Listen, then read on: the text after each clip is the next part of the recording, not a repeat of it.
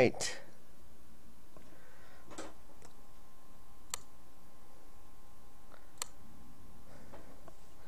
Getting things set up, ready for the flight. Got the nav log printed out. Go ahead, save. No, I don't. Already kind of there. Alright. So let's get the jetway out. FsPassengers. Start flight. Yeah, go ahead and turn on the parking brake. 119 passengers here. 82% capacity. We're flying the Captain Sim 727-200, or 722. Or the, actually, I think it was abbreviated 72S. I apologize for 72 stretch. So we'll go ahead and load our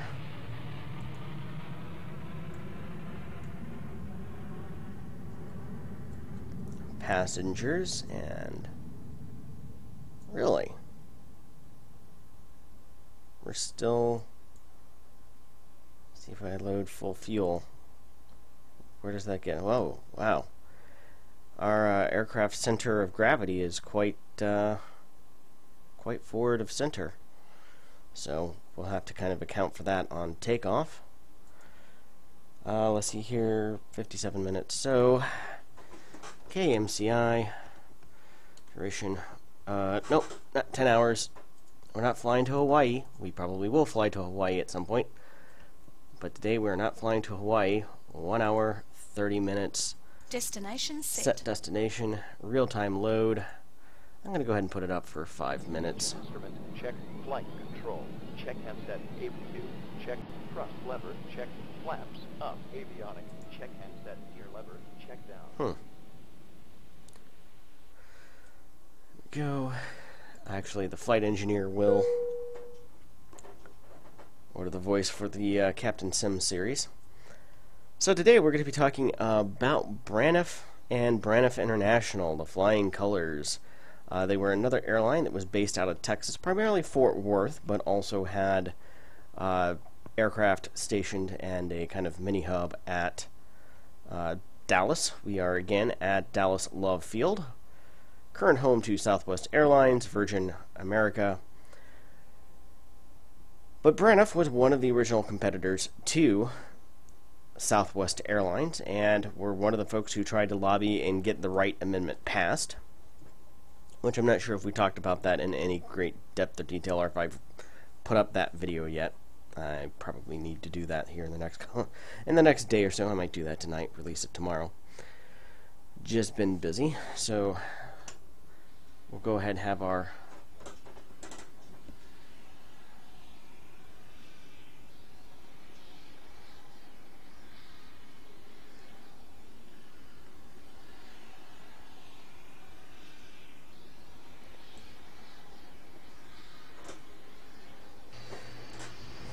and let me position my laptop here so that I can watch the chat. Unfortunately, with FSX and multiple monitors, it does not, it blinks out my second monitor.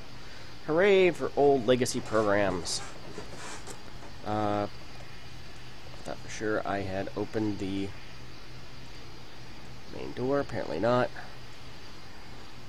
Now, like the 727-100, the 727-200 also featured air stairs and APU. In fact, I don't know if we've started that yet or not.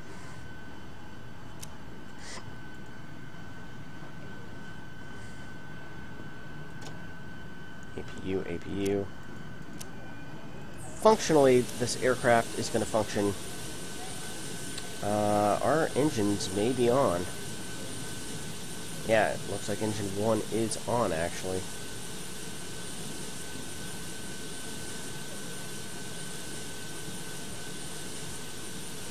Default configuration. We don't have our beacon on. Not that it really matters.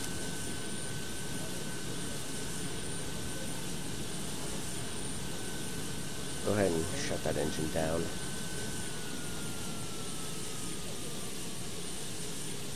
So this aircraft, interestingly enough, was configured to the last time I flew the 727-100 in terms of all of its radio settings and stuff like that. So since this is the first flight with this aircraft, I'm going to double check and make sure. Oh, on.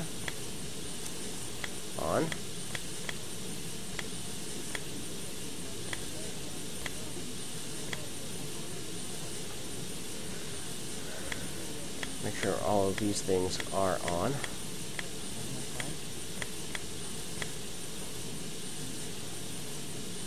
Flip the test. We're good there.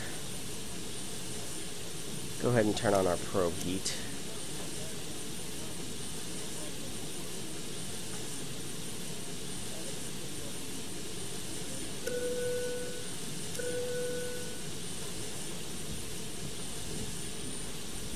Flip our lights.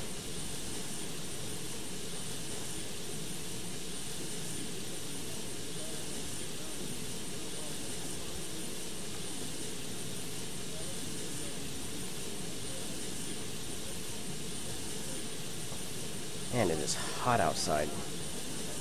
Okay. Oh, that reminds me. No, cancel. I don't think I'd set that up yet.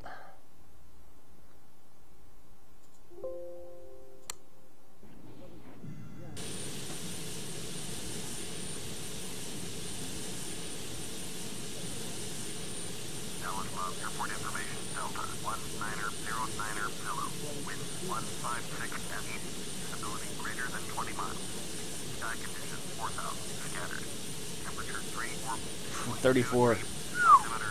It's hot out. ILS, runway 13 right and ILS, runway 13 left and use, landing and departing runway 13 right. Alright. Dallas Love, clearance delivery. Get our clearance delivery here.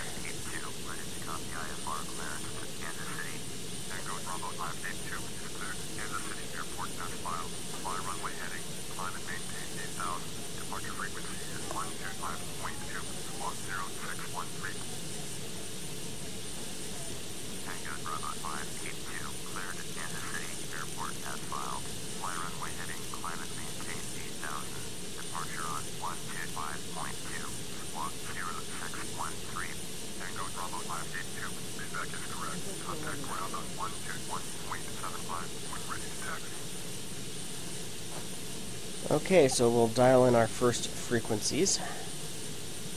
Nav 1 of 116.2 with our next frequency being 114.4.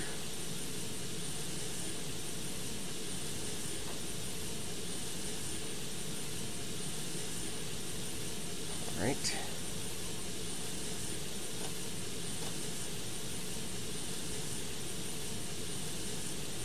Looks like we do have a capture, DME capture of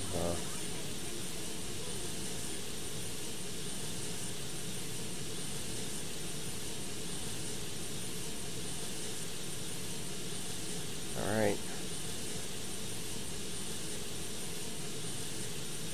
Dallas Love, ground, Tango Bravo 582 with Delta, ready to taxi IFR. Tango Bravo 582, taxi 2 and hold short of runway 13 left, using taxiway Bravo. Contact tower on 123.7 when ready. Captain, cabin is secure. All passengers are aboard. Hold short runway 13 left, use taxiway Bravo. Tango Bravo 582. Ladies and gentlemen, on behalf of the captain and crew, welcome aboard this flight. We hope you enjoy flying with us. Before takeoff, we would like to encourage all passengers to watch our cabin crew display the safety features of the aircraft.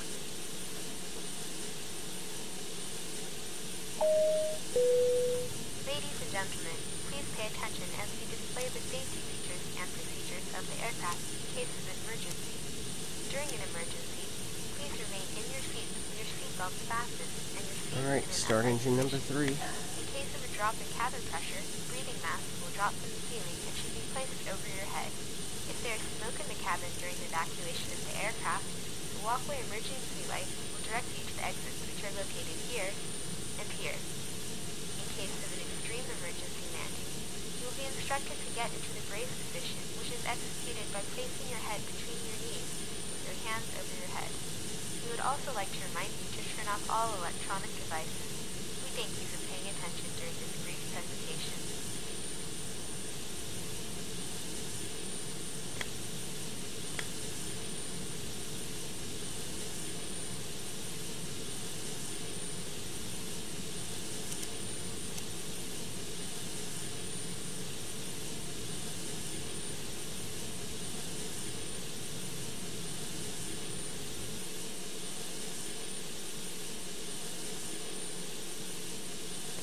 Dallas Los Round, Southwest 3041, taxi to the gate. Southwest 3041, taxi to gate Golf 7, via taxiway Bravo 3 Bravo Delta. Taxiing to gate Golf 7, via taxiway Bravo 3 Bravo Delta, Southwest 3041.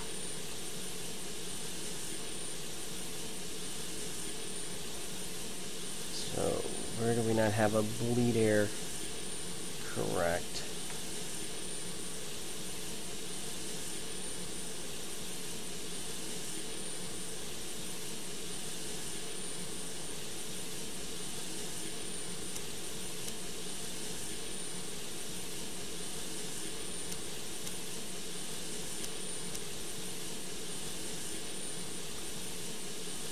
Start valve are open.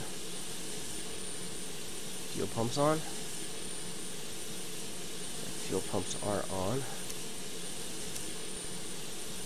Fuel heater.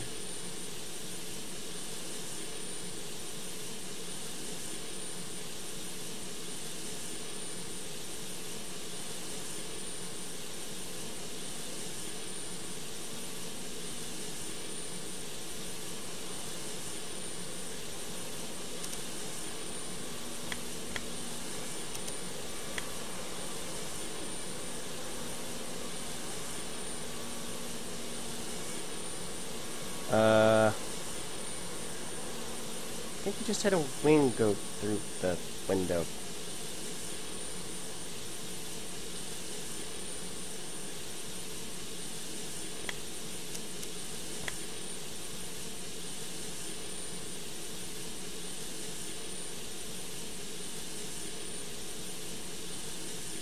Why are we not getting main engine start? We should be getting...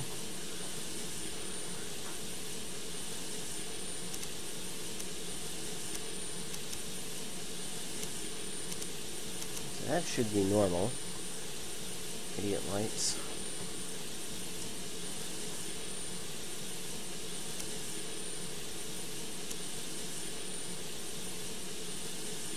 Oil temperature is...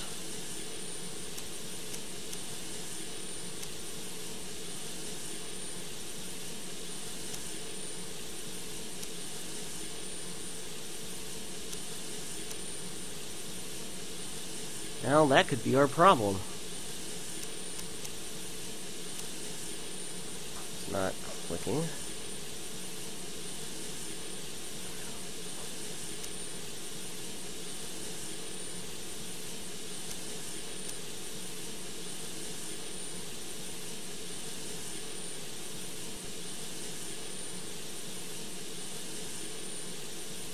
Generator low pressure.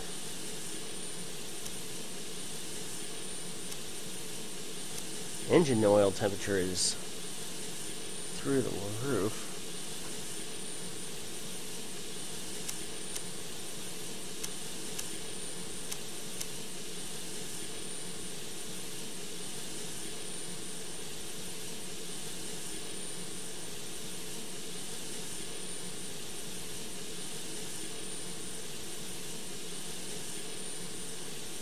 Get a better view.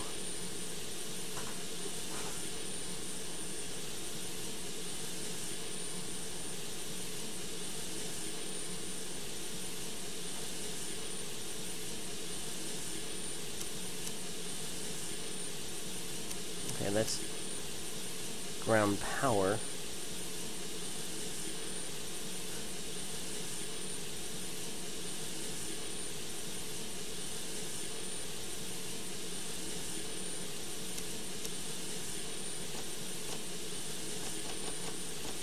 That's fine. It's our oil temperature where we have a problem. That should be... let's say those lights should be normal.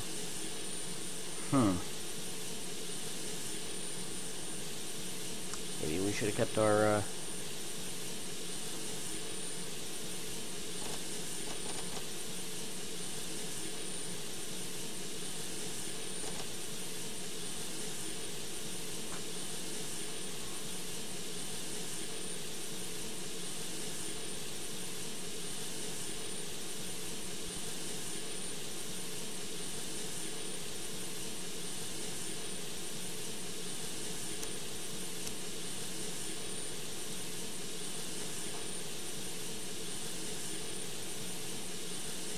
what I'm seeing is generator drive oil temperature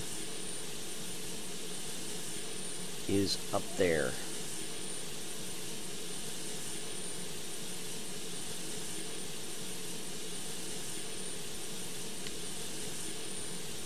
Give them some nice music.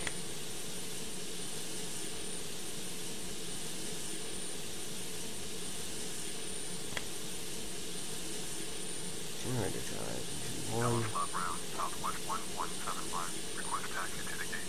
Southwest 1175. Don't look too far of a taxi. Okay, virtual cockpit. Bravo 3 flight Bravo. Taxiing to Deep Gulf 19er.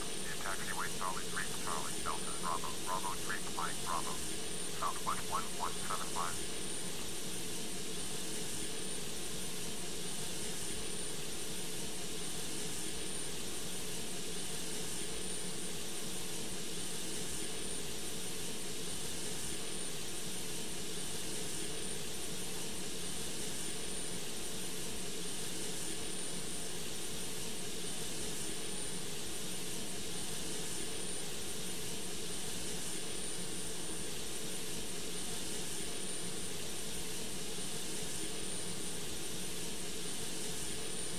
Temperature's fine.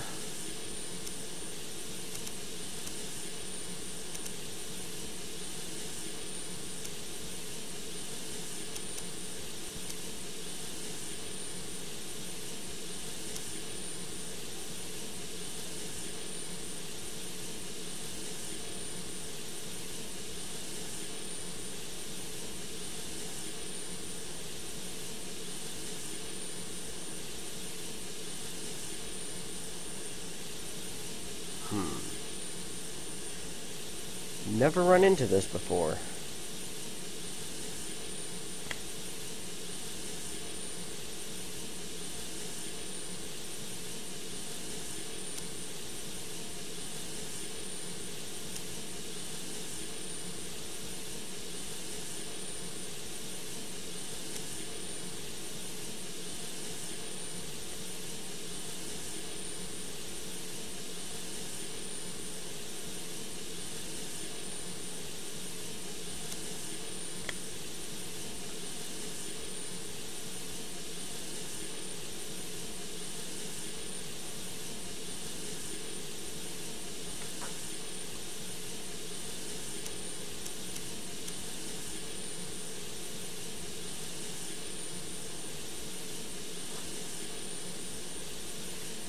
Central power, APU. Those lights should be on.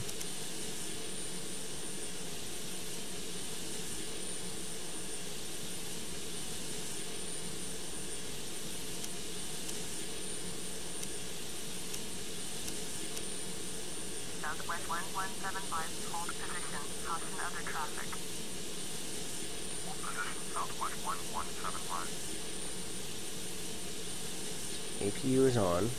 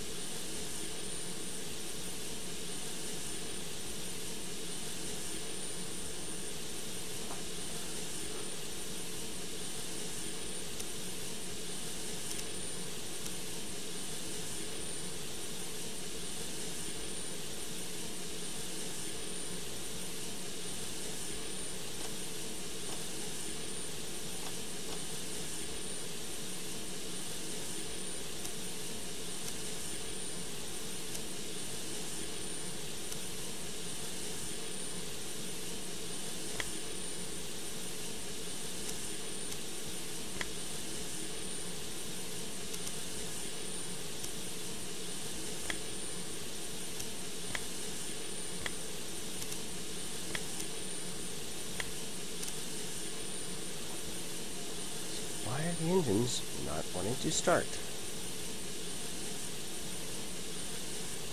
Alright, looking this up. Tower Love Ground, Southwest 119er, taxi. Southwest 119er, taxi, gate Golf, Green taxiway, Bravo 3 Bravo. Taxi, gate Golf, Green taxiway, Bravo 3 Bravo. Southwest 119er.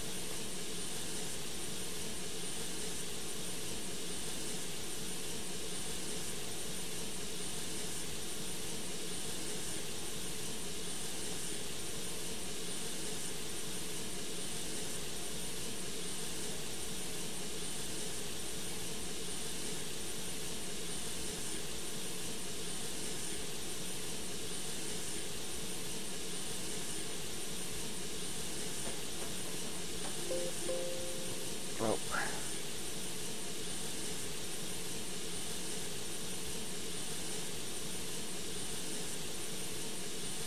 Well, that looks good.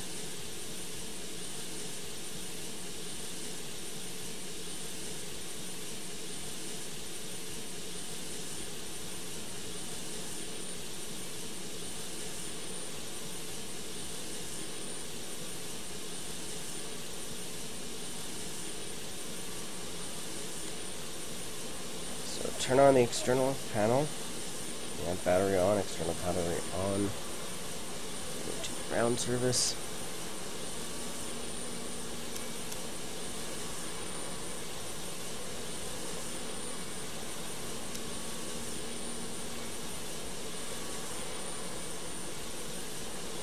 Oh, hi there, airplane.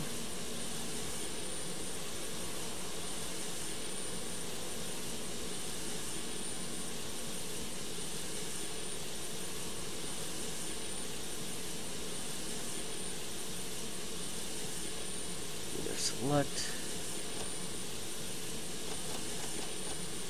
external power, external power.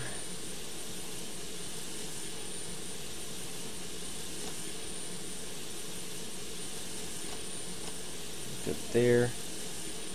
All 4 engine bleed air switches on.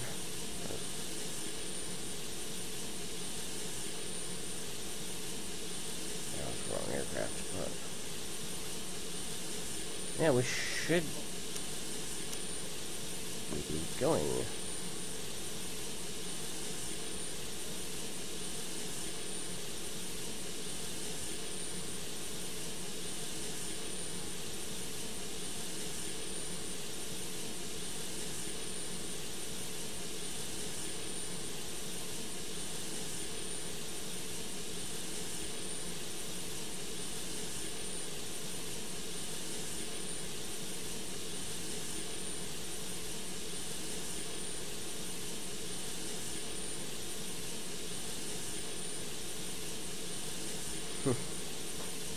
Well, there's also cheaty way. Let me just hit Control E, which is what I'm going to resort to.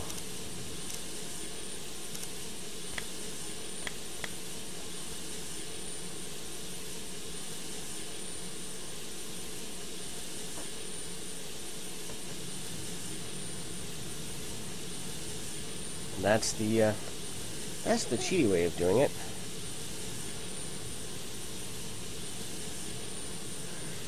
We should have APU.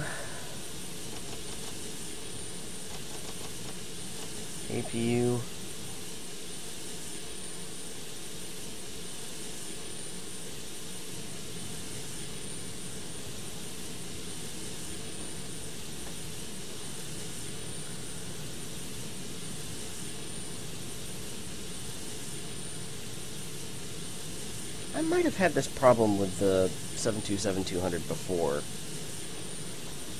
I don't remember. But I'm not going to waste any more time. If I wasn't live streaming, I'd go through, look up a few more details.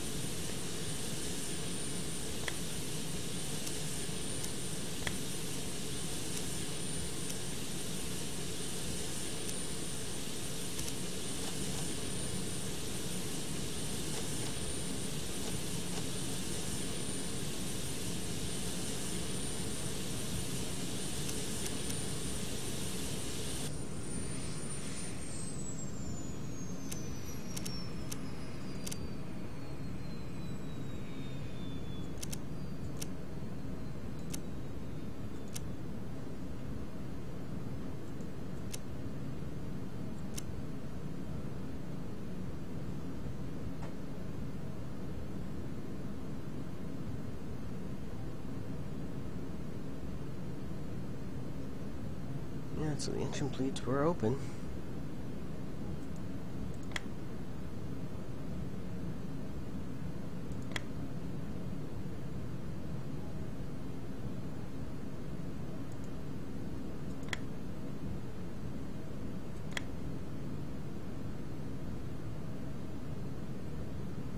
No pressure on one.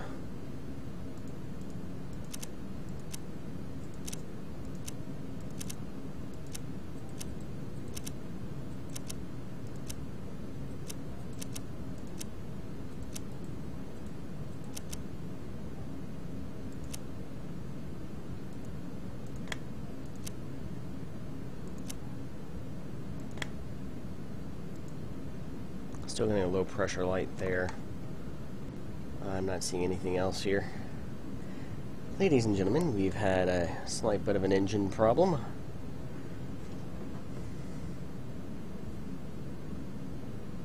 In fact, engine 1 is not starting.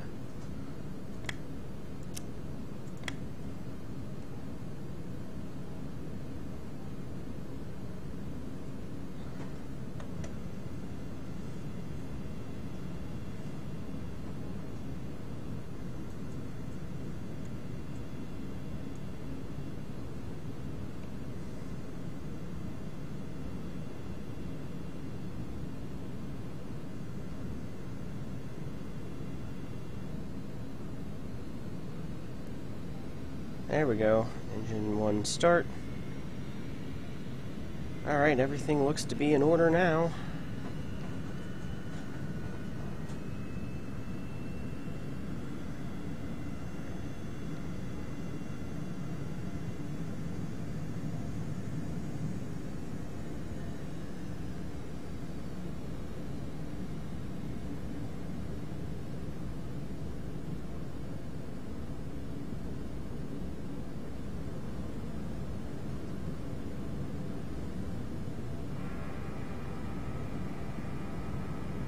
I'm going to go ahead and do flaps 5, and since we have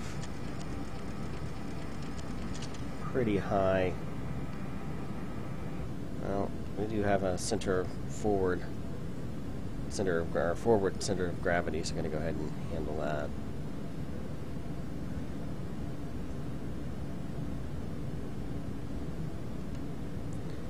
Weather radar on to standby here. With that, go back to the captain. Approaching 1-8.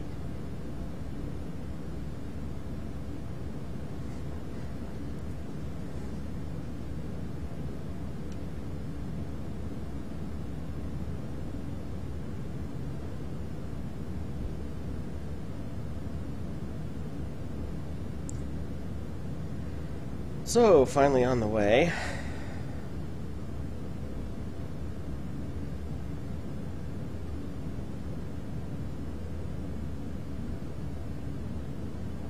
Slight delay due to some engine issues.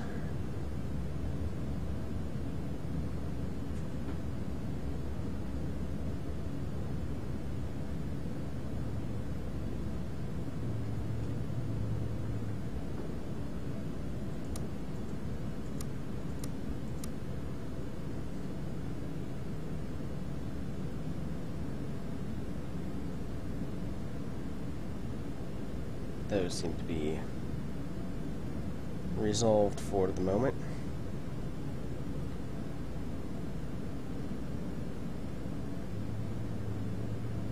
Approaching 1-3 left.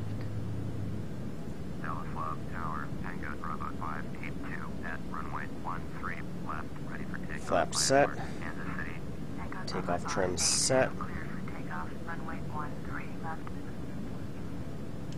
Cleared for takeoff, runway 13 left, Tango Bravo 582. Ladies and gentlemen, the captain has advised that we are now clear for takeoff.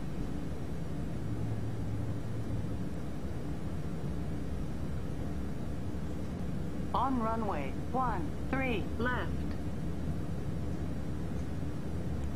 Nice city view of Dallas there.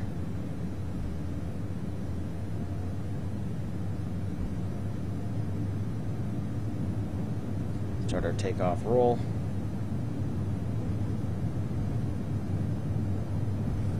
$80 knots.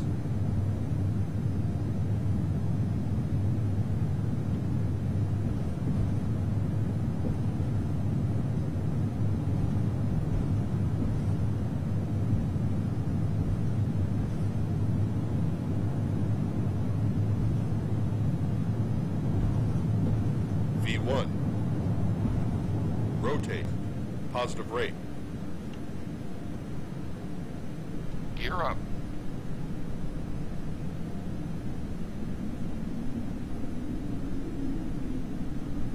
Oh, what the hell is going up?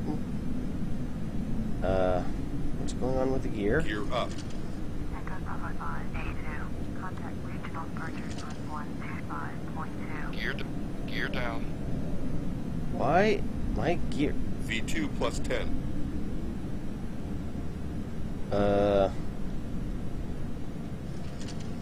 What? Gear down. I am not pressing any Gear down. buttons. Bravo 582. Please acknowledge. 125.2 for Tango Bravo 582. Gear down. What in the heck is going on? Gear up.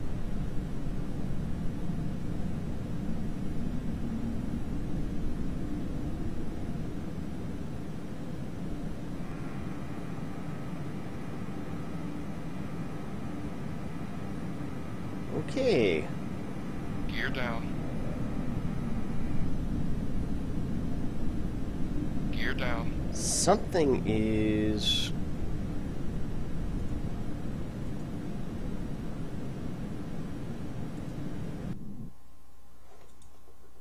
no, let's display. Settings. Controls.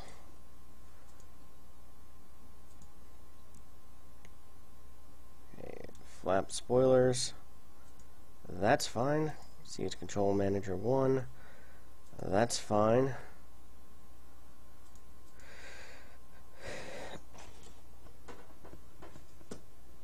Okay, nothing's hitting the multifunction displays. That could be doing it.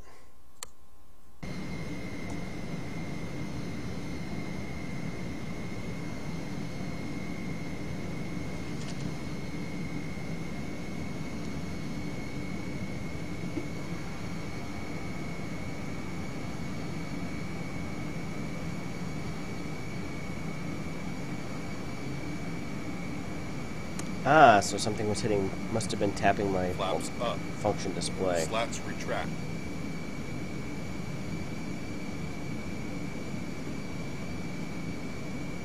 Regional departure. Eagle Flight 2792 is climbing through 3,300 for 1,000. Eagle Flight 2792, regional departure, roger, altimeter 3005. Regional departure, Tango Bravo 582 is at 3,500, climbing 8,000. Tango Bravo 582, regional departure, roger, altimeter 3006. Tango Bravo 582, turn right heading 315, proceed on course, flight 18,000. Turn right heading 315, resume on navigation, climb and maintain 8,000. Tango Bravo 582.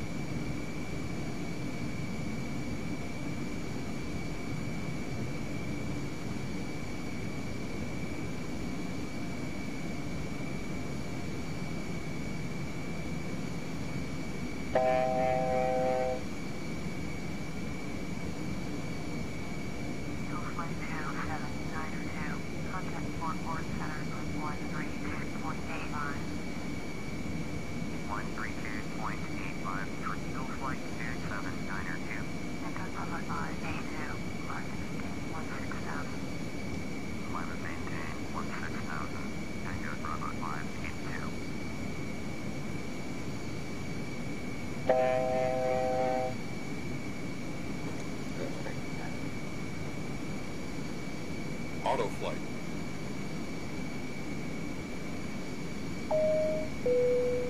Ladies and gentlemen, it is now safe to use your portable electronic devices.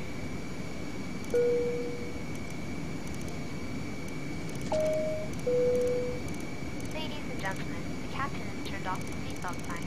You may now take off your seatbelt, but we encourage you to remain seated with your seatbelt fastened at all times. 132.85, Tango Bravo 582.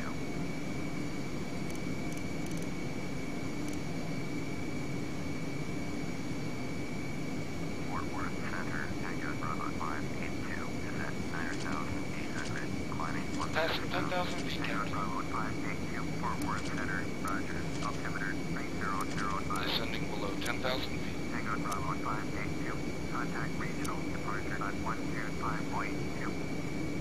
125.2 for Tango Bravo 582.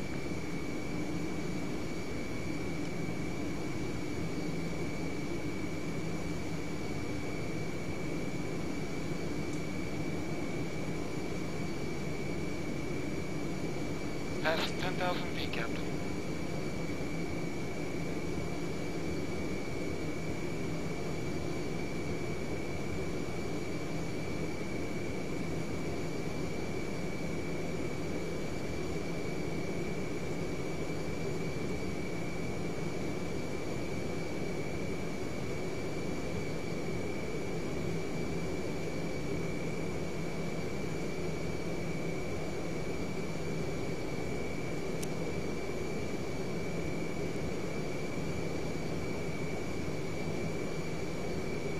Flight director. Tango Bravo 582, turn right heading 040. Turn right heading 040. Tango Bravo 582.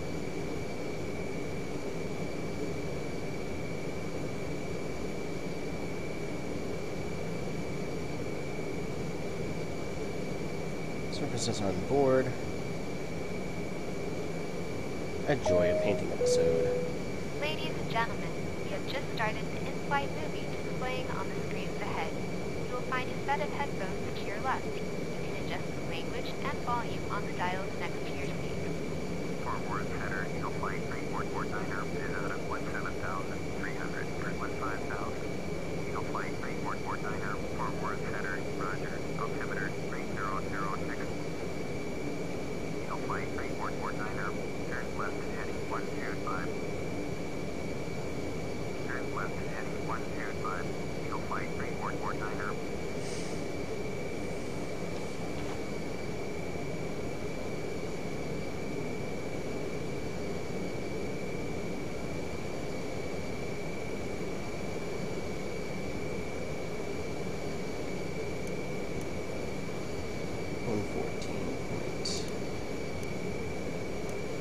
Or Tango Bravo 582, contact Fort Worth Center at 124.75. Eagle Flight 3449er, extend and maintain 3,000. Extend and maintain 3,000.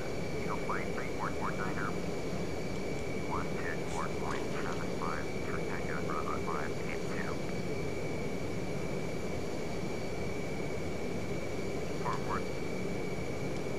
Fort Worth Center, Tango Bravo 582 is at 16,600, descending 16,000. Tango Bravo 582, Fort Worth Center, roger, altimeter 3006.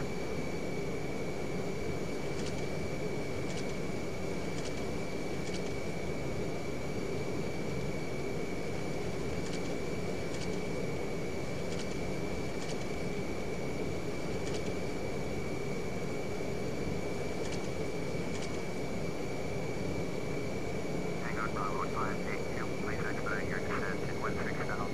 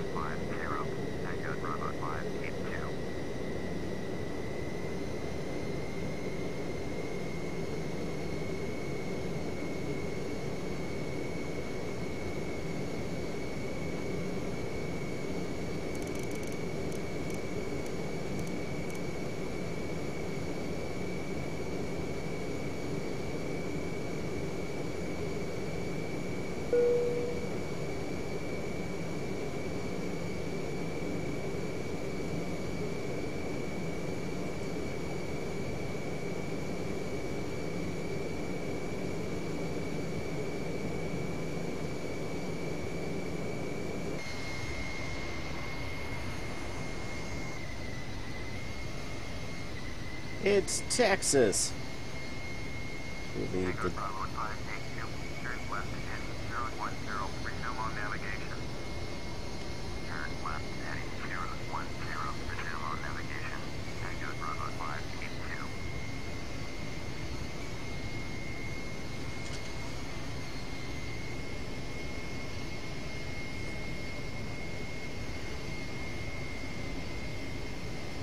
So now that we got all that situated,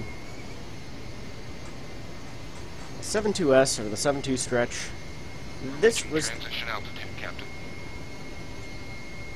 Let me go and make sure... 2992, alright, we're good there.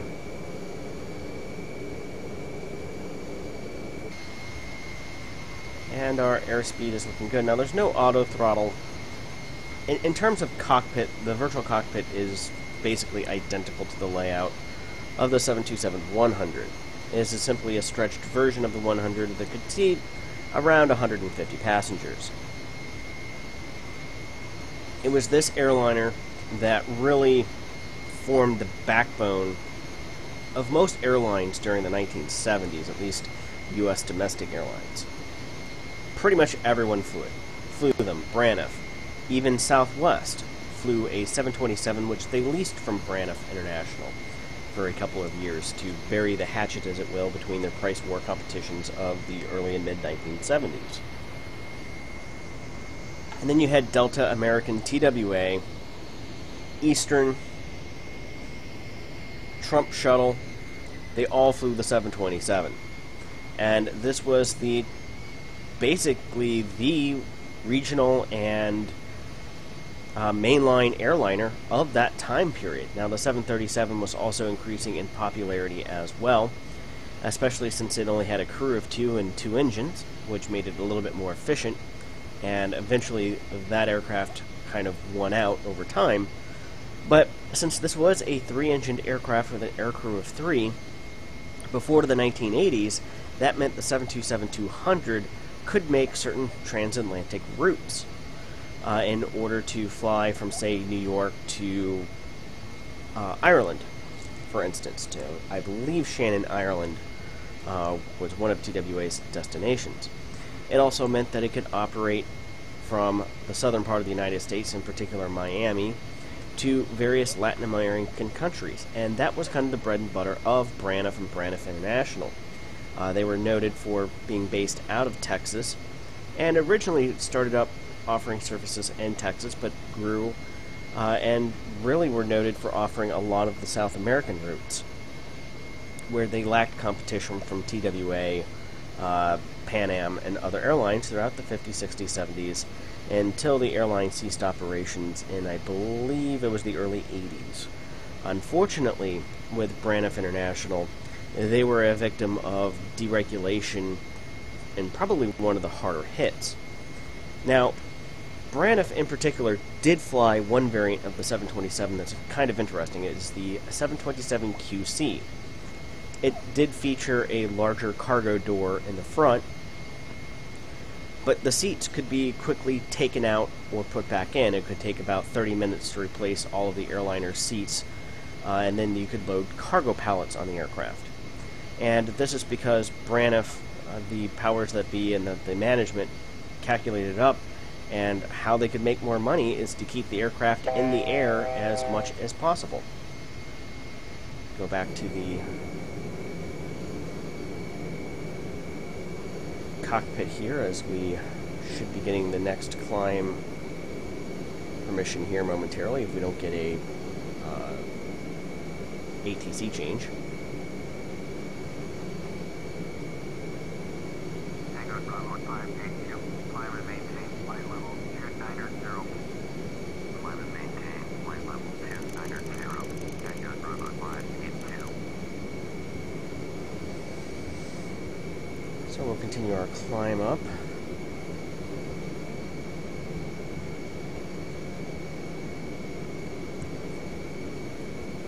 So we're 114 or 140 nautical miles to Tulsa, is what that's telling me. That's the currently tuned VOR radio. which would make us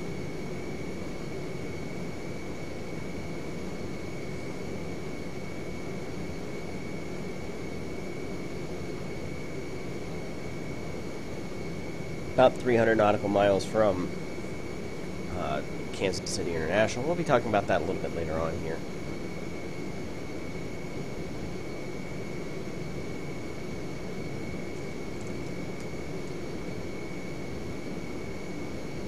Although we're going to lose points today because passengers are not going to be satisfied that we're going to be running in a little bit late.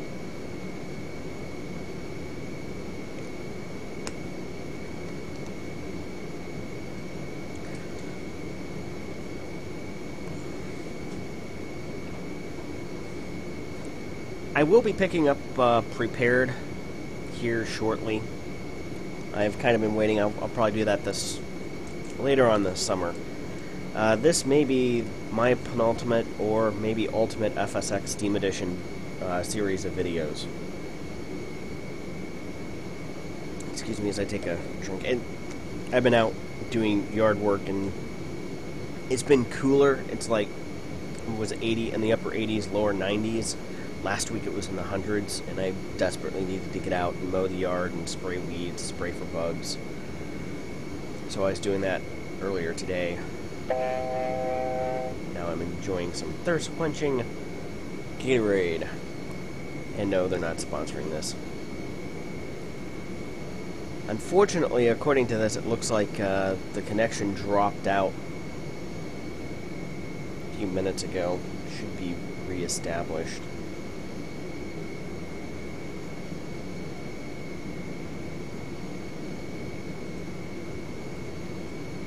Hide the menu bar here.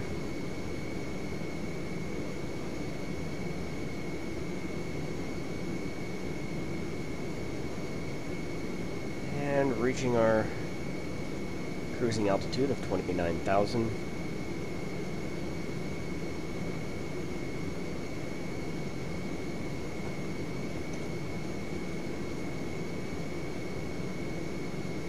Now I'm going to watch our airspeed as we level out. Make sure I don't need to reduce throttle, because of course this aircraft, it's the classic steam gauge era, I guess you could say, of airplanes. It doesn't have all the nice digital displays, no auto throttle in the aircraft. Now this aircraft's autopilot, I think, was a little bit more sophisticated than what was in, say, the 732. That being said, I haven't actually spent the time to learn how to use all of the features of the 732. I kind of... Contact Fort Worth Center on 128.1. 128.1 for Tango Bravo 582. Now the aircraft was relatively fast, but as fuel efficiency and fuel economy started to become more of an issue, is when you started to notice that airlines started trying to fly at a little bit lower speeds in order to maximize fuel economy. Back in the era of the 60s and 70s, it was how fast could you go. Fuel prices be damned, because due to regulations, they were pretty much guaranteed at least breaking even, if not earning a profit on all the routes, because of the way that they were bidded and controlled through federal regulations, at least in the United States. So it looks like our speed has leveled out here. Time to go look at the outside. So Braniff was noted for having very vibrant liveries. This is their classic flying colors livery, and it's probably one of the more muted of the other liveries, of all their liveries that they used over time. They have very wild colors, and I believe that they hired a Manhattan Fifth Avenue advertising marketing company in order to come up with these colors. They also partnered with various abstract artists and kind of popular pop culture artists to design liveries for their aircraft. Their stewardesses were noted for the high go-go boots, although their competitor Southwest very much recruited and had very similar I guess you could say, recruiting motifs and stewardess dresses and things of that nature. They also, at one time, back in the late 60s, whenever they had the beginnings of the space craze,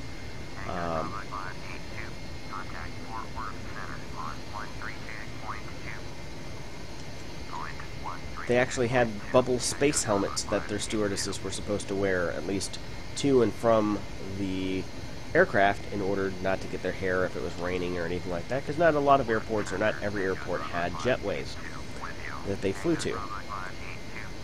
And that only lasted a few months before they realized there's nowhere to put, these bubble helmets anywhere on the plane. Space is always at a premium, without taking up overhead bins or things like that for the customers, or just getting completely in the way of the staff in the galley, which kind of reminds me,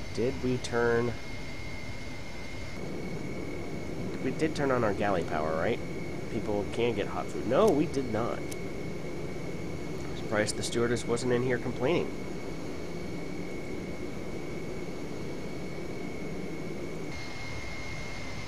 But we were just serving snacks on this flight, so, bags of peanuts and sodas.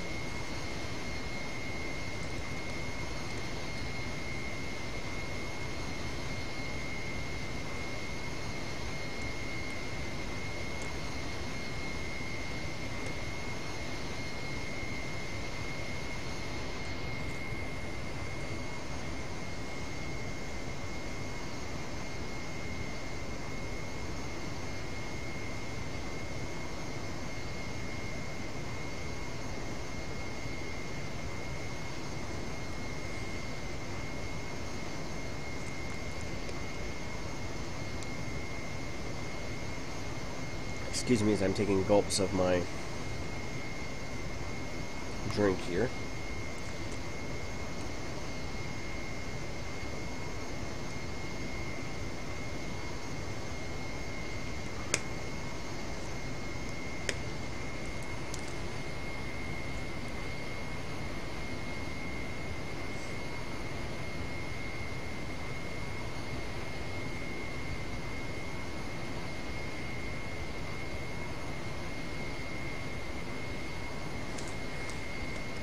Now, we're going to probably end up flying this aircraft quite a bit over the next couple of episodes, this and the 727-100, as we make our way up to being a regional, or from a regional airline to a national airline. Once we get to national carrier status, then we'll probably be getting a little bit larger aircraft.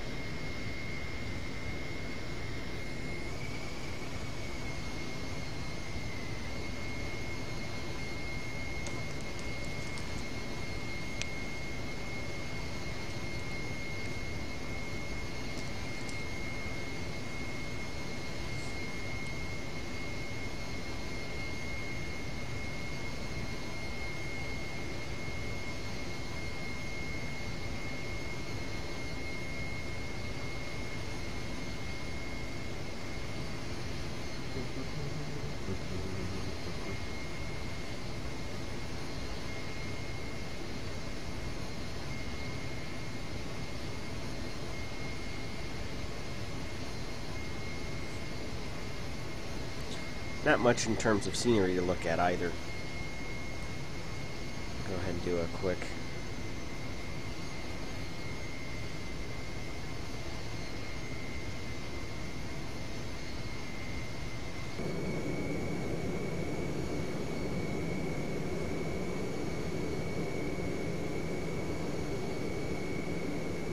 well, we are flying at a pretty good clip here.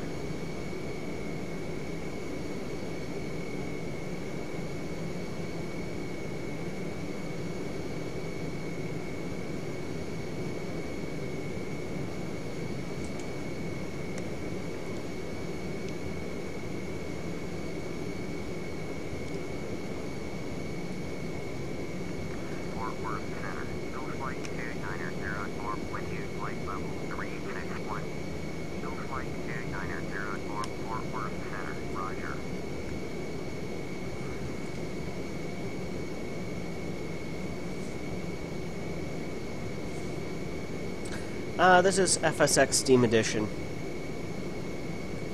I haven't gotten prepared yet, but I probably will be. The problem is I've got to go through and take a look at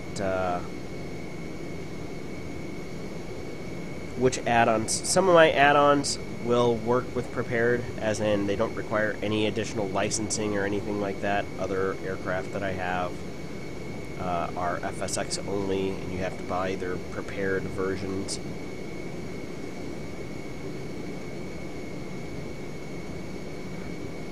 Which, that reminds me.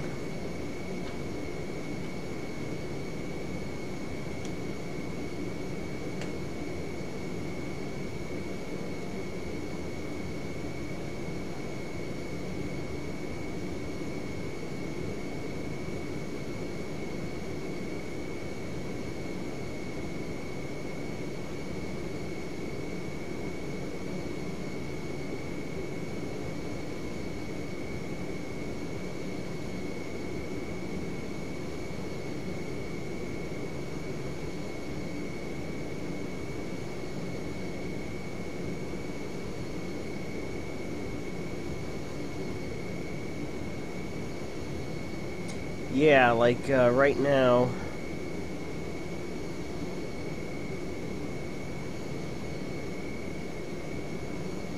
like their 737-200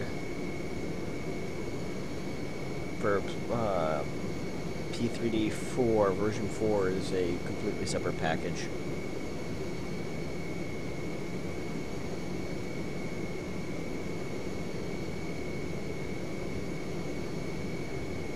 Yeah. So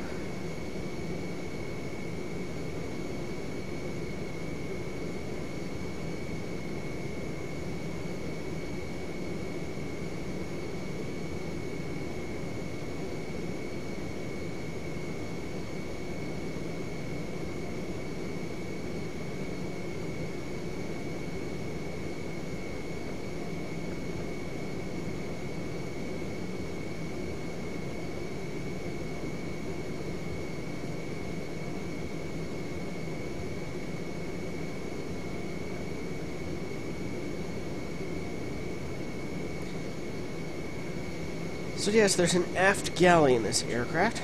Take a kind of a look here at the 737 or the 727-200 from Captain Sim, and yes, that one should click, but it doesn't. What kind of airline? You know, tray tables can be out for snacking and all that good stuff.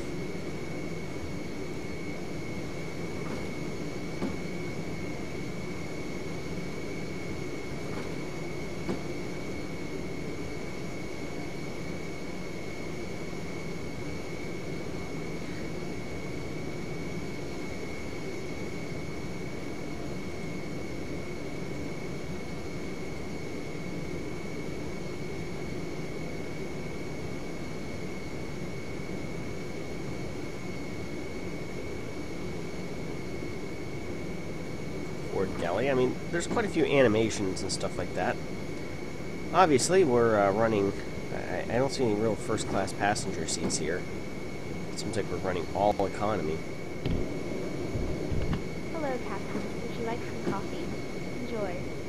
Sure. I love coffee. In fact, I haven't had coffee today. I need to go fix me some coffee.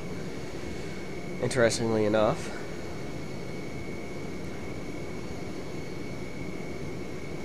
Again, attention to detail is pretty decent. Tango Bravo 582, contact Kansas City Center on 128.8. 128.8, Tango Bravo 582.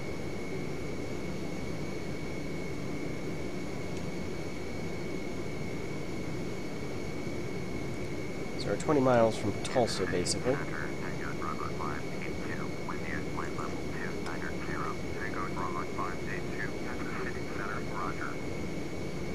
Yeah, we're going to be pulling in about 20 minutes late, ladies and gentlemen.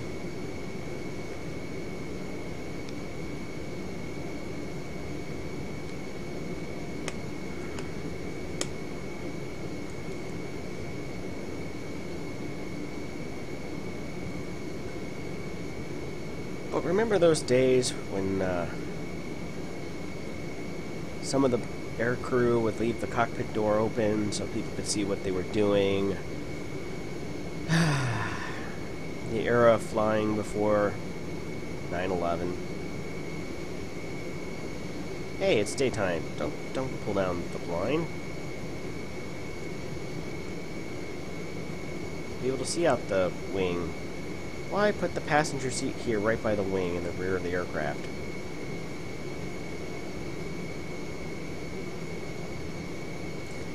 Now, there are quite a few 727-200s left flying in the world, mostly, again, in cargo configurations.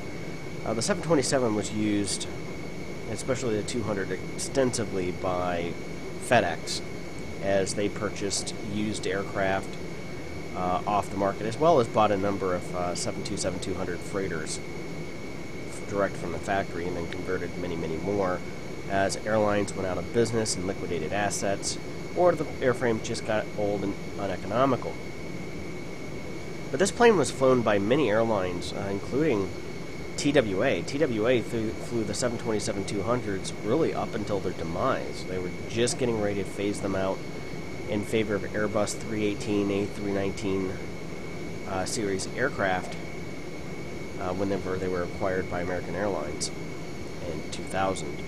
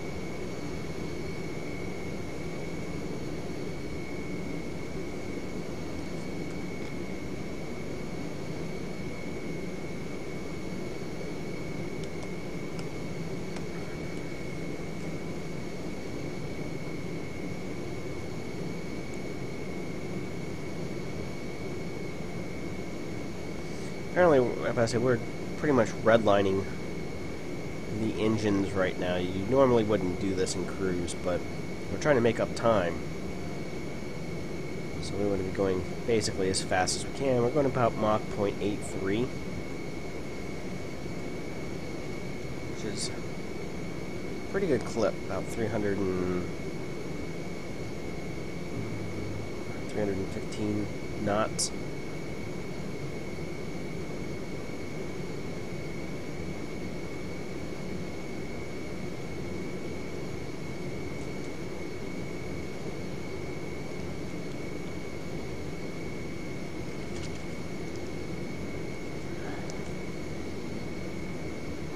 Wind change.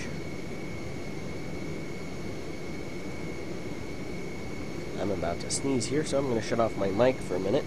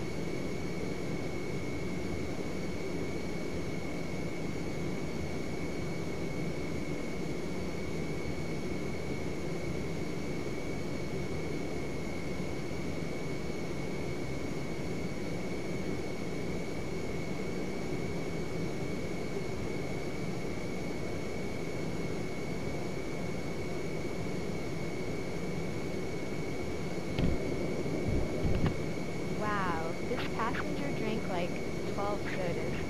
I think we might run out.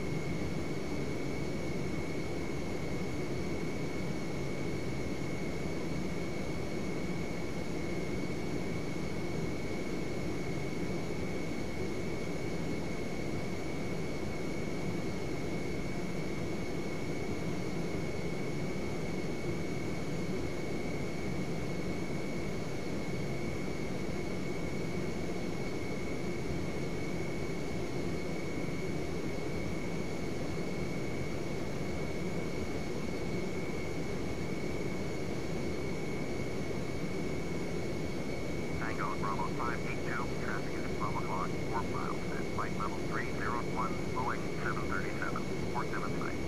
Tango Bravo 582, after Boeing 737 in sight.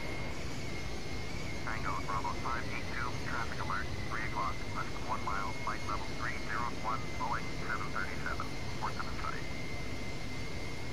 Tango Bravo 582, after Boeing 737 in sight.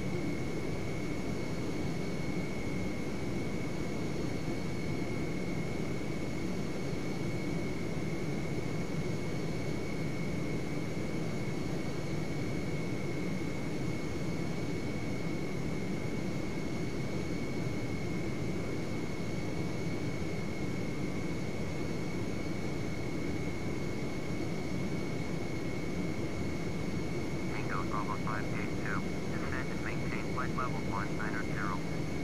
Descend and maintain flight level 190. Tango Bravo 582.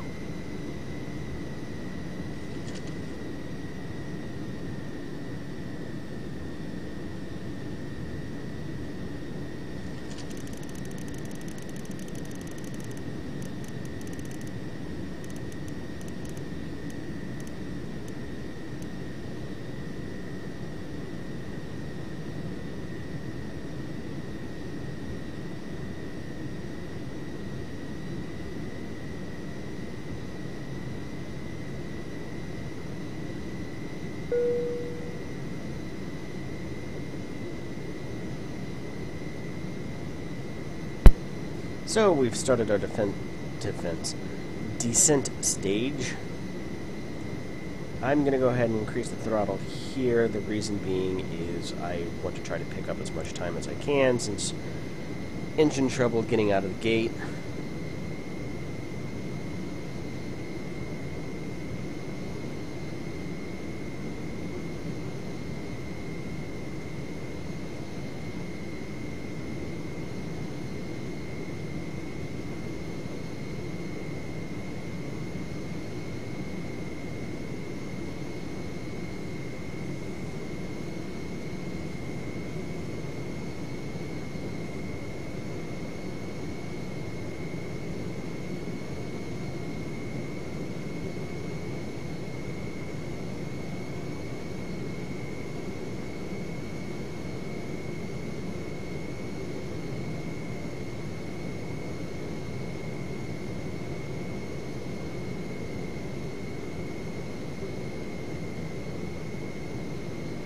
Bravo 582, you are gate 3 miles south, turn left, heading 360, expect vectors ILS, runway 19 right, approach. Turn left, heading 360, expect vectors ILS, runway 19 right, approach. Tango Bravo 582. Okay, so 19 right. Into Kansas City.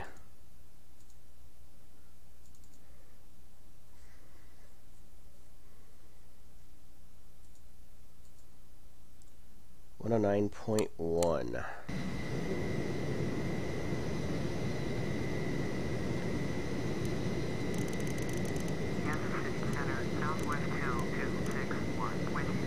Southwest 2661, Kansas City Center, roger.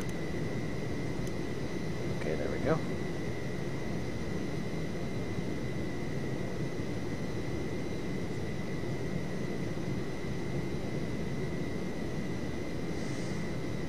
So we're expecting runway 19. Yes, it is. It is Kansas City International. Please fasten your seatbelts and make sure all portable electronic devices are securely stowed so that we may secure the cabin for arrival.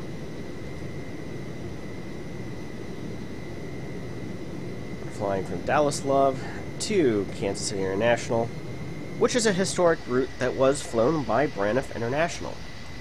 I believe the aircraft would then fly on to Wichita and then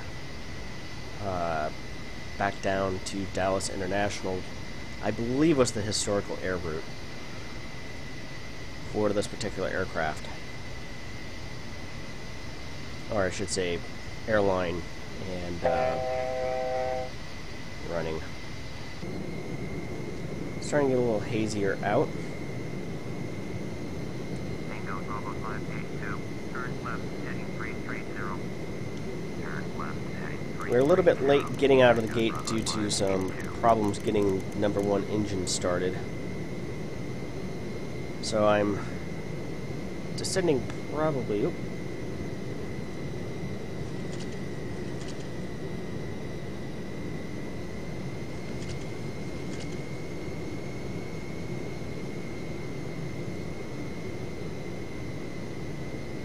Tango Bravo 582, turn right, heading 360.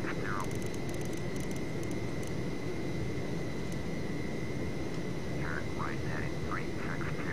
Tango Bravo 582.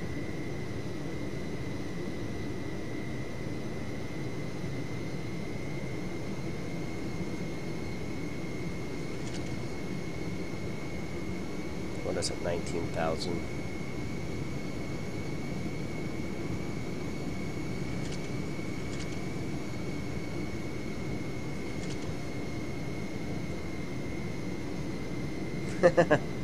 Yes, the descent phase.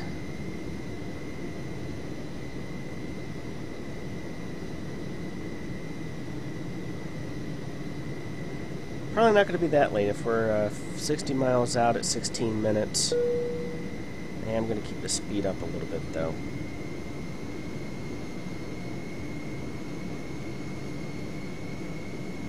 Again, try to make up time.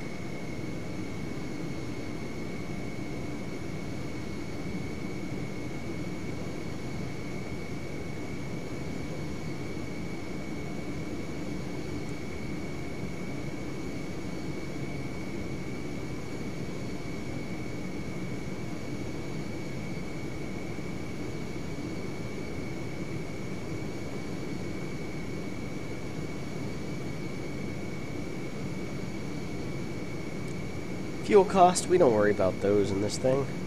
It's all virtual gas. It's not, I guess you could say it's harming the virtual environment. But, something.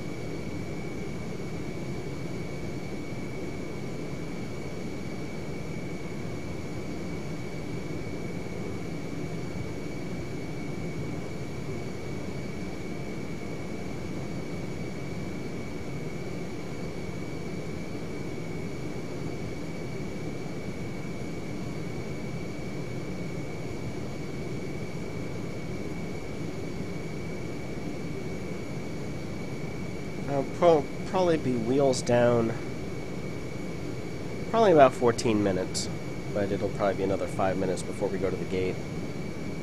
Yes, it is FSX Steam Edition.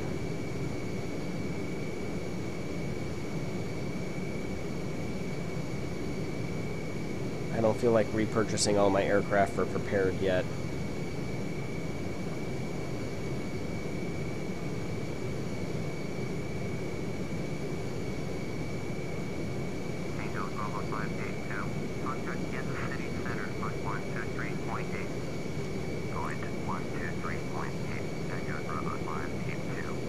The airport code for Kansas City is Kilo Mike Charlie India. Kansas City Center, Tango Bravo 582, with you. Tango Bravo 582, Kansas City Center, roger. And why not, Kilo Charlie or something like that? And the reason for that is originally when the airport was opened, it was the Mid-Continent International Airport. Hence MCI. Later they just changed the name to Kansas City International.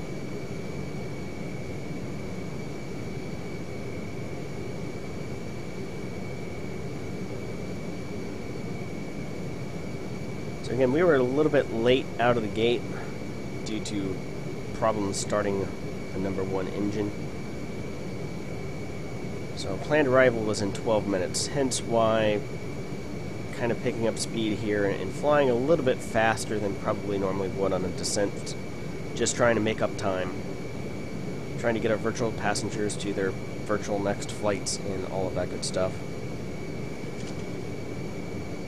I have X-Plane 11. Unfortunately, well, I'm actually developing add-ons for X-Plane 11, but because of that, I have to keep the X-Plane 11 at essentially stock vanilla for a common development environment, so that whenever I'm developing something on, I usually do that on my Mac laptop. Tango Bravo 582, descend and maintain 7,000. Descend and maintain 7,000. Tango Bravo 582.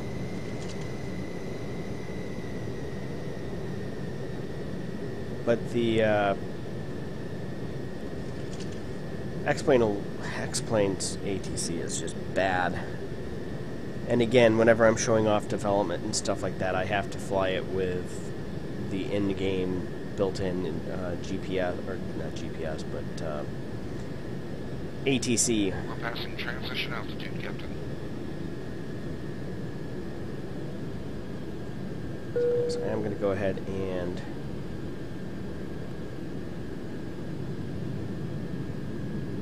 deploy the spoilers.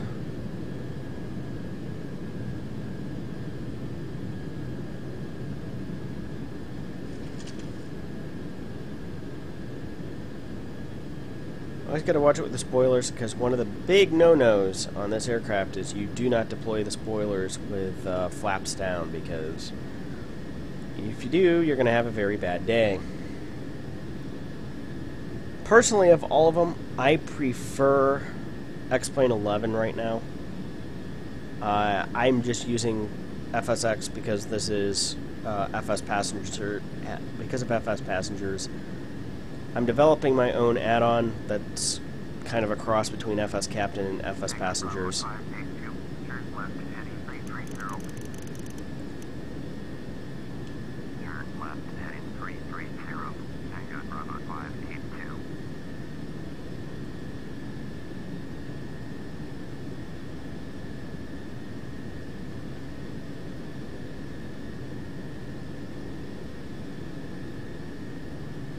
JetBlue 620, turn left heading 040, climb and maintain flight level 330. Tango Bravo 582, contact Kansas City, approach at 118.9er. Point 118.9er, Tango Bravo 582. See here, pilot to ATC. Is that an online service like VATSIM, or is that an actual add-on for X-Plane? 12,300 for 7,000. Tango Bravo 582, Kansas City, approach, roger, altimeter 300. Ladies and gentlemen, we are descending to our destination. Please fasten your seatbelts and make sure all portable electronic devices are securely stowed, so that we may secure the cabin for arrival. Tango Bravo 582.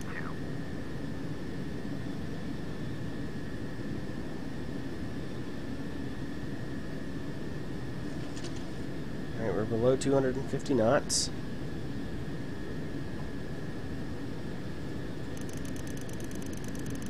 Tango Bravo 582, contact St. Joseph's approach on 120.35. Descending below 10,000 feet. 120.35 for Tango Bravo 582. Because I can never figure out which lights FsPassengers likes or doesn't like on this particular aircraft. 400, descending 7,000. Tango Bravo 582, St. Joseph's approach. No, well, Altimeter 3004. limited co-pilot support. More stewardess support, like the stewardess will automatically close the doors. If you run into turbulence, it'll automatically turn on and turn off the seatbelt signs, so you don't have to worry about that. And the co-pilot will call out VREF, rotate, and all of that if you enter in what speeds you want for that. It's an add-on. Voice recognition is expensive, $70, 10-day trial. Tango Bravo 582, you're at 300. Nope. Below your assigned altitude. Climb and maintain 7,000. Altimeter 3004. Climb and maintain 7,000. Tango Bravo 582.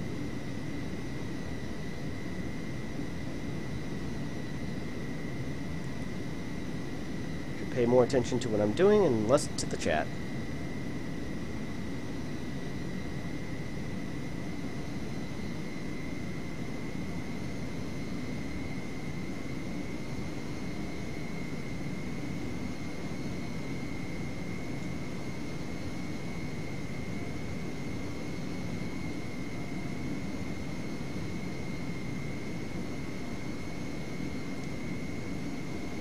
I'm hoping next week,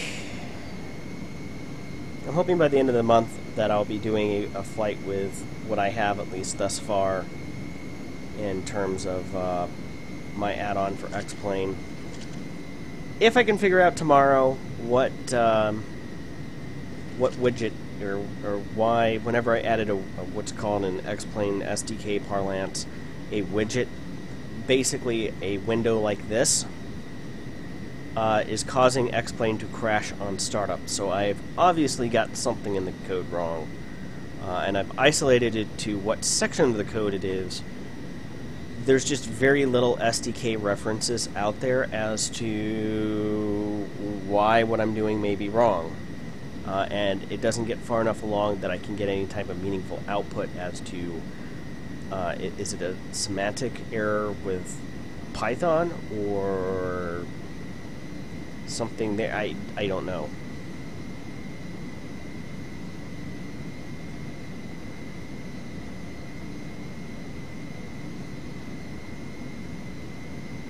Yeah, ILS approach. Radios are already, or the Nav1 radios are already dialed in.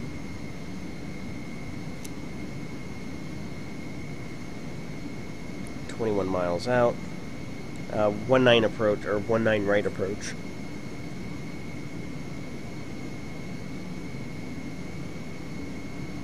So we'll be coming in from the north. So we're gonna have to fly around. Oh, I didn't realize that. Yeah, if it's runway 19.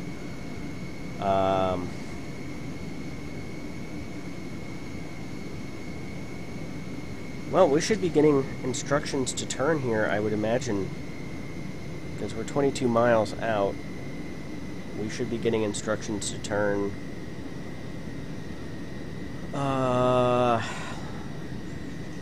Probably to about 090 any time now, because we're 20 miles north of the airport. I'm pretty sure if we went to the airport or went to the map right now. But I have the frequency dialed in.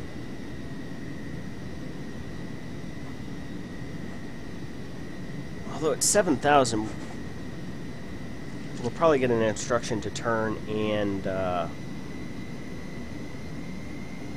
decrease altitude, because probably we're going to be around 2,600 feet, I would imagine, for until established on localizer. There we go. A little bit of turbulence. Hey, that just adds bonus points to the landing.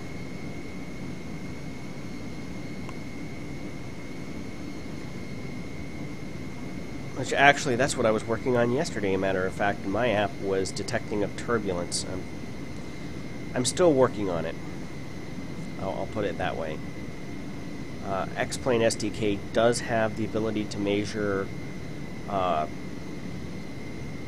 changes in the aircraft, and in terms of, well, it should have a reference. There's a reference in the SDK. There's a data ref there for, like, is turbulence or something like that. But I am not getting it to return a value, or at least I don't think it's returning a value. I'm not entirely sure.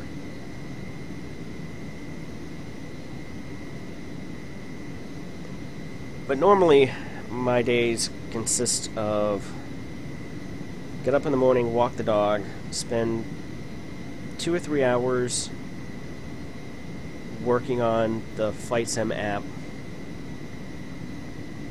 getting on a conference call for day job work if there's anything that has to be done. Fortunately, this year there hasn't been a lot of development work on day job stuff. The new feature I got done last month and is in testing right now. The only thing that's going on is, here we go. I was just saying. There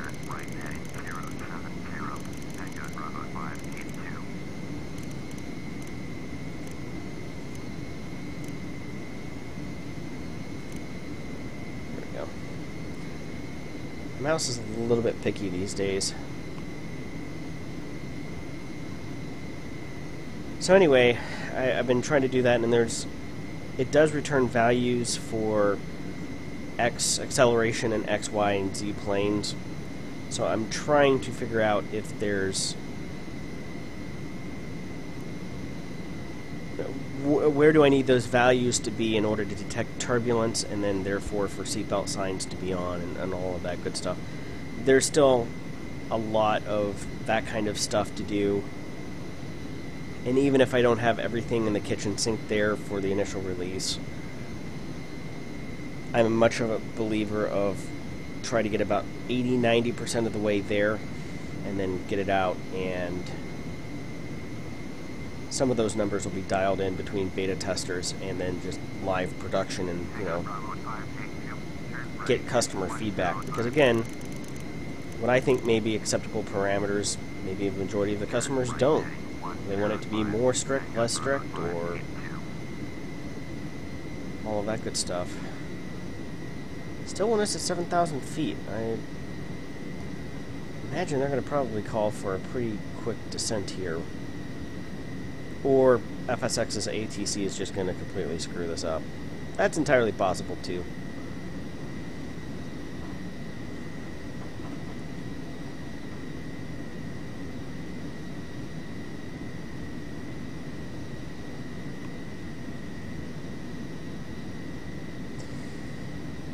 Depends on the localizer.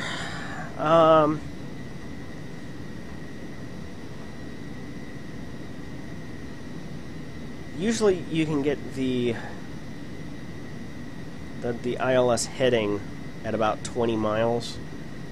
The localizer itself is usually at about 7 miles or so, 7 nautical miles. But sometimes you can pick it up for as long away as like 11 to 15 miles. There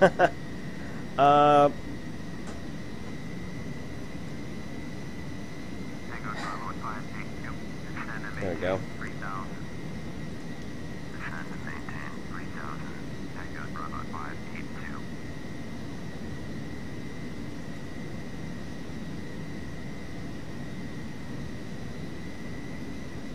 Yeah, we're going to be about 10 minutes late.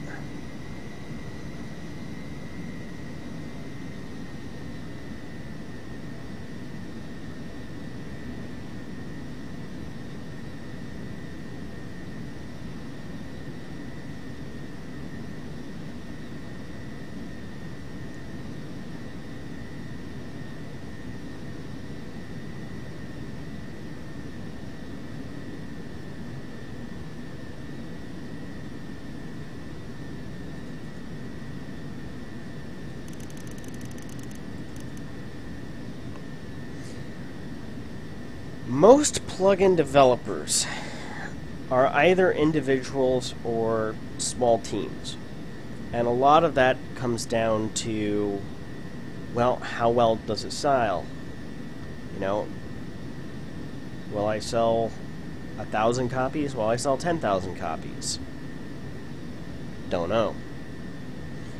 The going labor rate for hiring somebody, like if I were to, and I probably will end up doing this for certain aspects, if I hired a programmer to, say, take over a certain area or solve a particular problem that I'm having. Python around this area,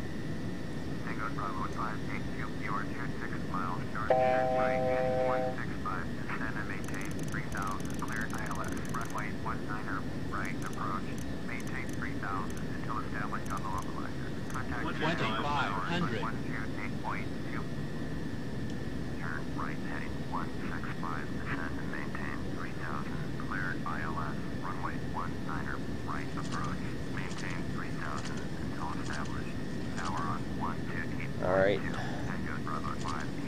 auto glide slope.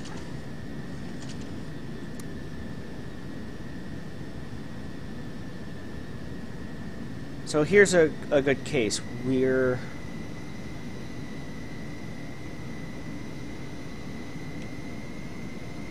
International Tower, Tango Bravo 582, is 24 miles north, inbound ILS, runway 19er, right approach. Tango Bravo 582, International Tower, fly straight in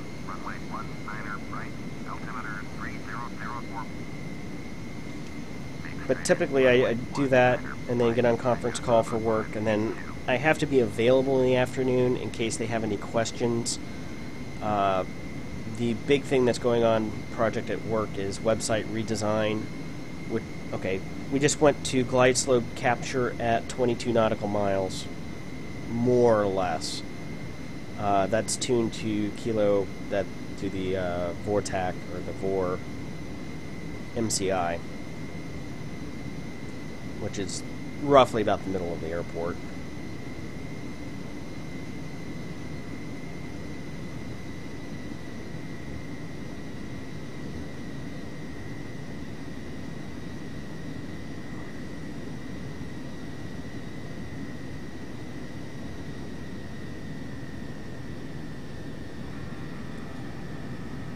Slats extended.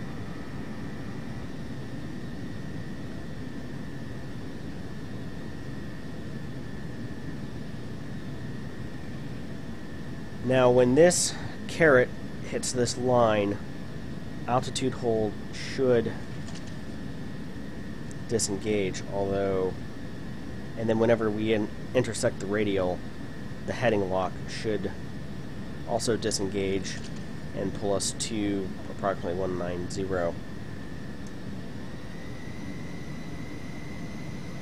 I wanted to get our speed down to about 160. Flaps 5.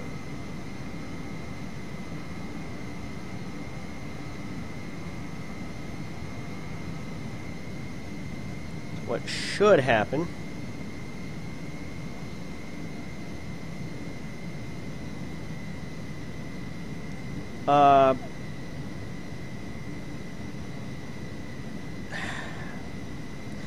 most cases, yes. Now, I'm not an instrument-rated pilot, but I have picked up glide slope at about 20 miles usually. Sometimes it can vary just depending on what ground clutter is in the way and atmospheric weather conditions.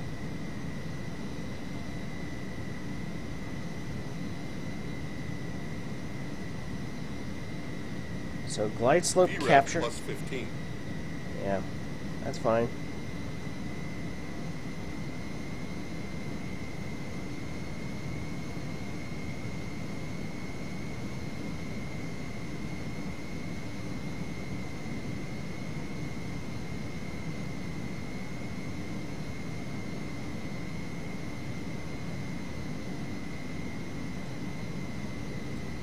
Something doesn't... Well, it is right. We just haven't intersected the angle yet.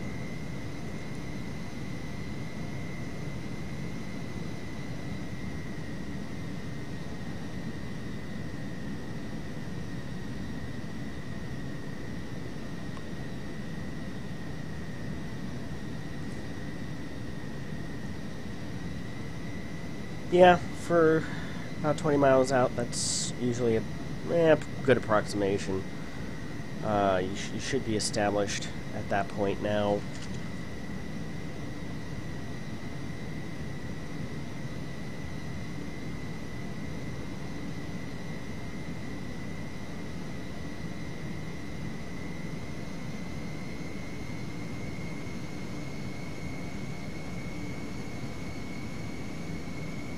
Depends on how far you're out, because it extends out like a cone the further you are away from the localizer.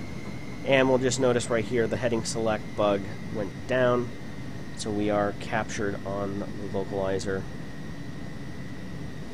And then altitude hold will cease whenever that hits right there, which should be at about 7 nautical miles. But the glide slope capture, it's going to be a wider margin the farther away you are from the localizer, and it narrows down as you get closer.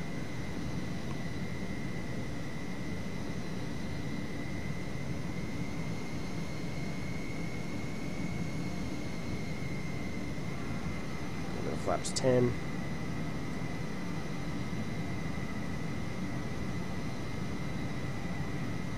Flaps 15. Oh, sorry, flaps 15. My eyesight isn't what it used to be. That looks like it's flaps 10 to me, not 15.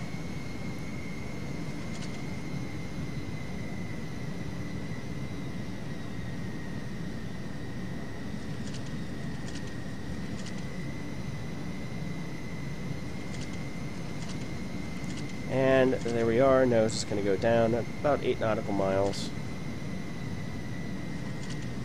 And that looks like 19 right.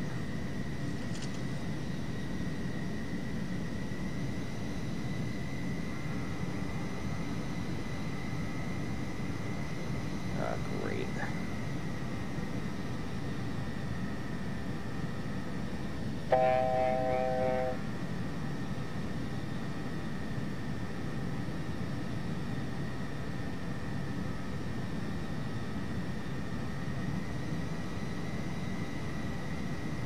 Tango Bravo 582, cleared to land. Runway 19er right.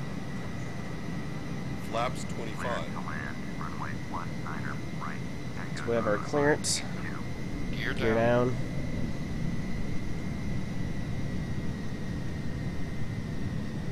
Gear down.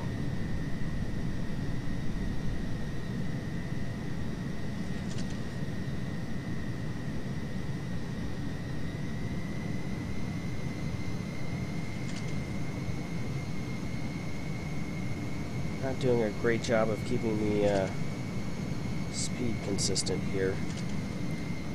No auto throttle on this aircraft.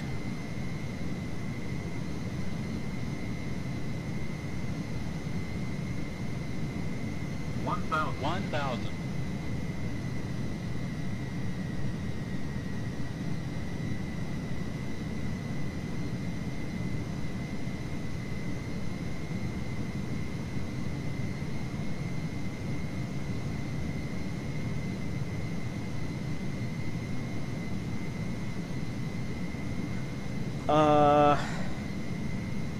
I think it would depend on the aircraft. 500. 500. 400. 400. I can add that in because X-Plane does have a... Approaching minimums. Minimums.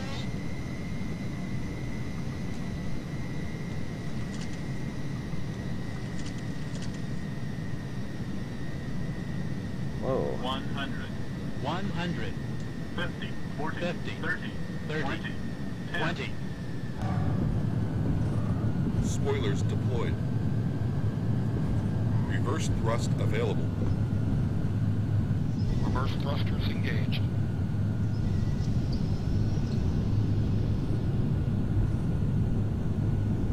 I've been having trouble getting the reverse thrust to engage with my CH throttle quadrant here. 4,000 80 feet knots. remaining. 80 knots. 3,000 feet 60 remaining. knots. Tango Bravo 582, exit runway when able. Please remain seated until the aircraft has come to a complete stop. Tango Bravo 582, contact ground on 121.65. 121.65 for Tango Bravo 582. Exiting the gates. Tango Bravo 582, request taxi to the gate. Tango Bravo 582, taxi to gate 61, taxiway Alpha 10, Mike Delta. Taxi to gate 61, taxiway Alpha 10, Mike Delta, Tango Bravo 582.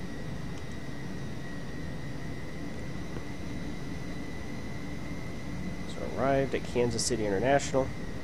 And I will go back and look at the landing again.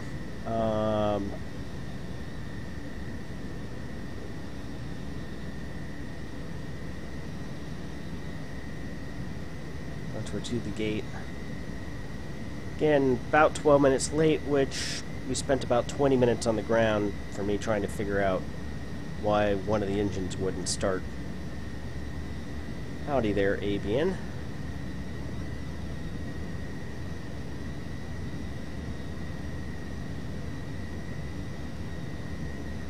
Now this is a Category 2 ILS. It's rated down to 100 feet. Typical practice would have been to disengage at minimum and fly it down the remaining 300 feet or so. But you could ride the ILS to 100 feet more or less, and sometimes I do that on a day like today. No, if the weather was a little bit more inclement, then yes. But it is not rated for auto land capability.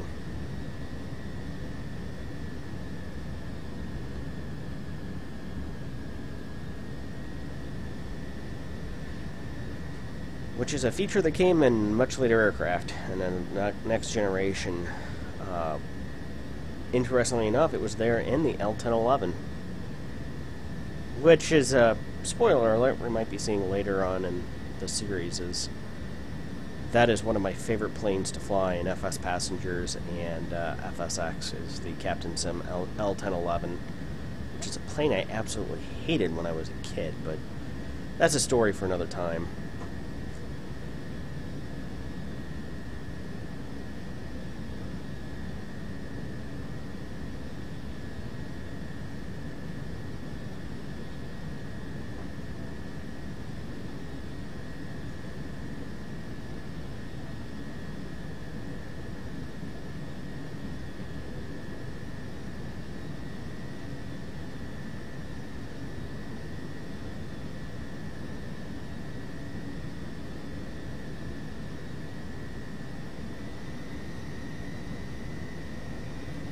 So yeah, we're going to lose a few points. Yep, just the default ATC. Which, it's one of those things. The default ATC in FSX is bad, but compared to what it is in X-Plane, it's superb compared to X-Plane. Although one of the interesting things is in Flight Sim World, I haven't really tried Prepared yet, but in Flight Sim World, the ATC is actually arguably worse than in FSX, yet same engine and everything.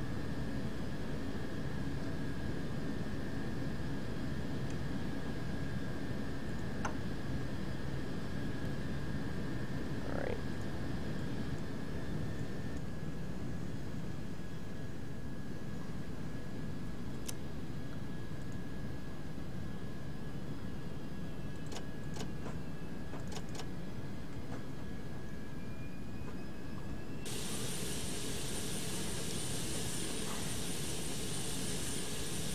See how bad of a parking job I did?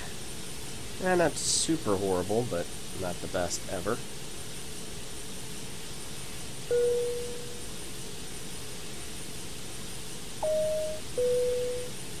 Ladies and gentlemen, we have arrived at our destination.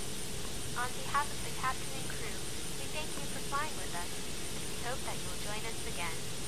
Need to wait until we get about out to here and then make the turn. I always make the turn a little bit early. The door is open. Please make your way to the exit, and please make sure you have all your personal items and carry-on luggage. Alright, so gonna end the flight. Landing touchdown was a little hard, but anywhere around 300 is considered normal, so no points deducted or anything like that. Penalty points, again, FsPassengers and Captain Sim 727 don't agree where lights are, so one of those things, don't worry about it.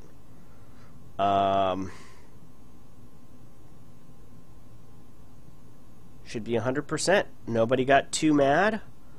Perfect flight, no problems. Very satisfied passengers. Landed at the right airport. Extreme weather conditions, but hey, we got an extra bonus points. We made 1.8 million sim bucks between the fleet and actual revenue for the aircraft. Exceptional flight. Hey, landing speed a little bit fast, although the 727-200 did land a little bit faster than the 100. That probably should have been closer to about 130. Landing pitch 5.5 degrees more or less. That's within where it should be. Yeah. Not too shabby as far as that goes. We're going to go ahead and record the flight. And then close this and let me see here. Tower. Okay. And let's go back in time. 360 seconds? Let's see where that puts us. Nope. Replay. 400 seconds. So here we are coming in from landing from the perspective of the tower. Here.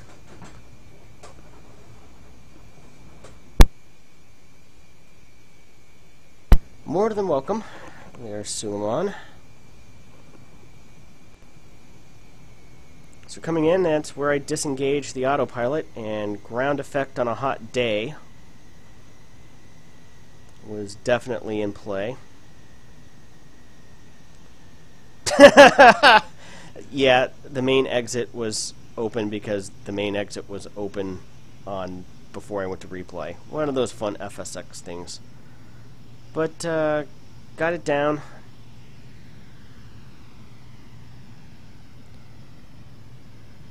Spoilers deployed. Where would be another interesting...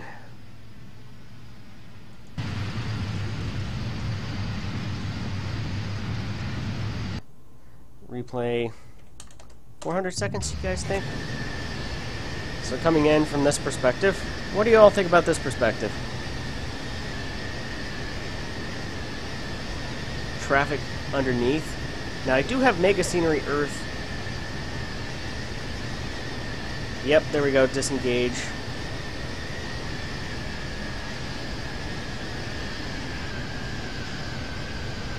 Started floating quite a bit.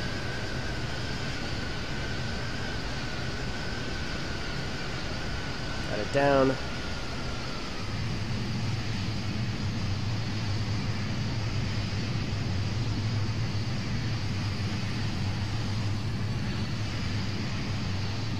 It's a respectable landing.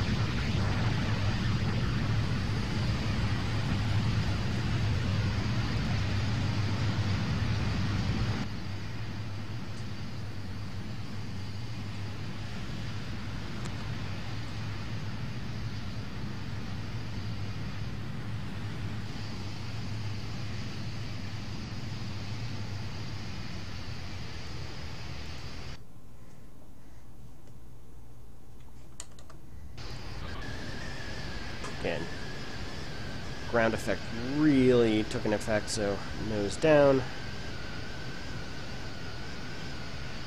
10,000 foot runway, so plenty of runway space.